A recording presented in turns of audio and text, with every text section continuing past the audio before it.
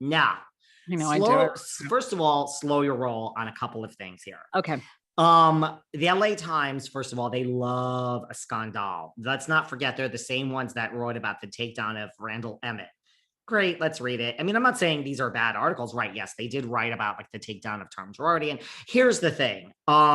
It did come out that he gave $300,000 to Trisha Bigelow.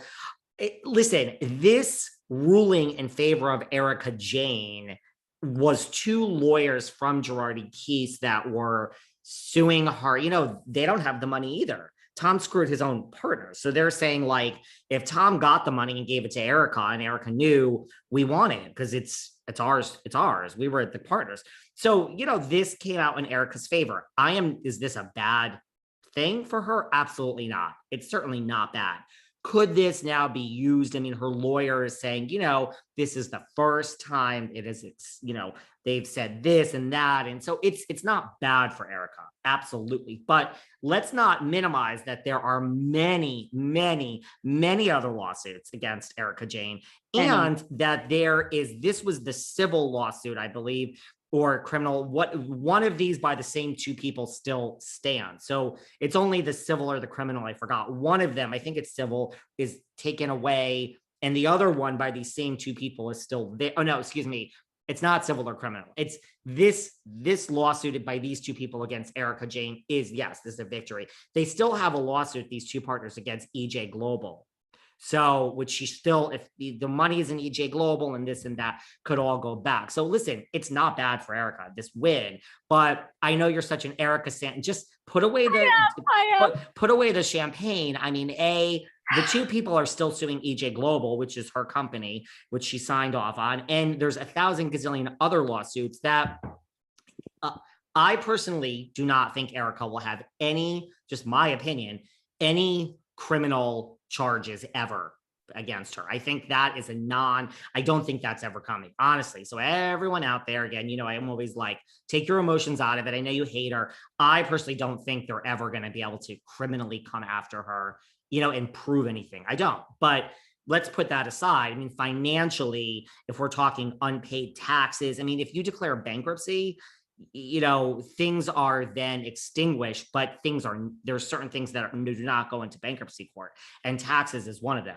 So if you are in, to go $10 million and you declare bankruptcy and $8 million goes away because it's all extinguishable, the IRS doesn't. That is kept out of bankruptcy court. So, and there's rumors of unpaid taxes. So the bottom line is, I think Erika personally will always be a free woman. That's my honest opinion as a lawyer. I think that these legal fees, I mean, every day. So she has a win. It's brutal. I mean, it's brutal. Yeah. She has to have working to pay for these lawsuits, and they don't seem to be stopping, and they're not over. And even if they eventually do stop, that's not going to be anytime soon. And there are things that will not go away. So buddy up to Diana Jenkins, because that, could someone step in? Could someone step in and say, we're going to assist you and we're going to pay these things? Absolutely. I mean, but there are charges. So I think just financially, she's it's devastating.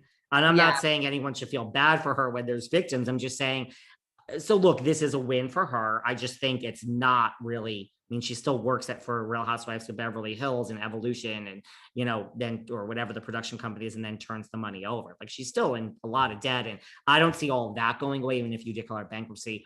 I do think criminally, not even because of this case, I just think criminally, I don't see Erika going away or anything. And what is I feel like I've asked you this, but do you believe, and this is a two-part question, do you think Erika did know about his, like, all these Ponzi schemes that he was running? And two, do you think we'll ever find out if she really did?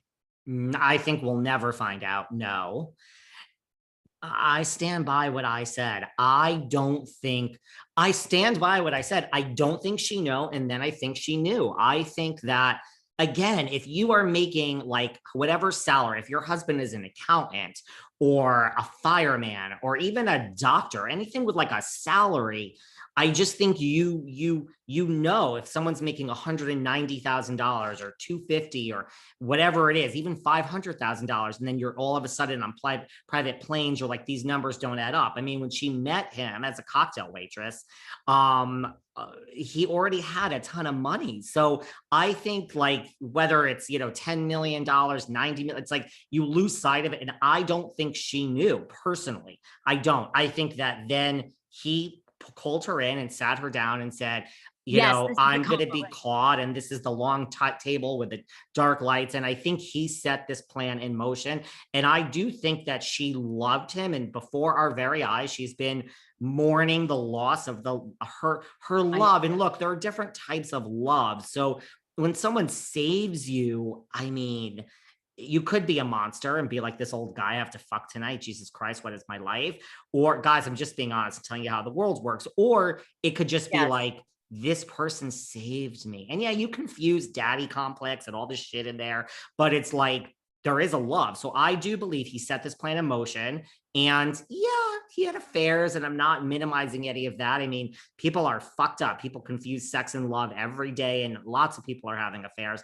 And I mean, whether she knew about the affairs and all of that, I don't know. But I think that she loved him, and he set this in motion, and he was like, I'm going to fall on the sword for you. And this is, I mean, that's it. And he set her free. That makes her love him even more. And I'm not defending Erika. I have no emotion. That is what I believe. No, you're right. I love your take on this. And I totally agree with you. And I think it is Maybe so I'm wrong. No, I think you're 100% correct. And it is so obvious she still loves him so much. Like, even you see it on this season.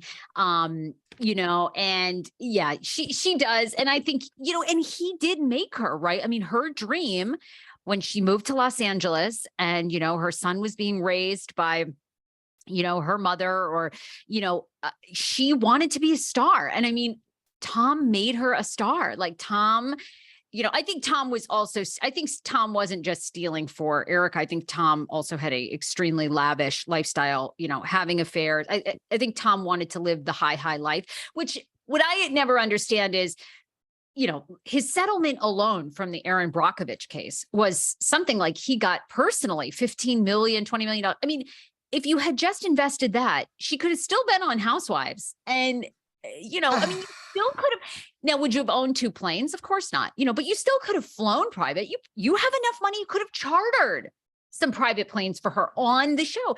But Tom clearly, is probably a complete fucking narcissist. I mean, from what you read about these articles, I mean, narcissist, full of shit, absolute schemer, believed his own BS, thought he was God, But I do think, to go back, Erika really loved him, because I think he gave Erika the career, the life, everything. She was living the Hollywood dream there for a while. I mean, yes, and yes to all of that. And, also, look, I mean, again, I'm not saying let's have a sympathy party for Erika Jayne, because but I said it before. I understand. I've said it with Kim on Patreon. I understand her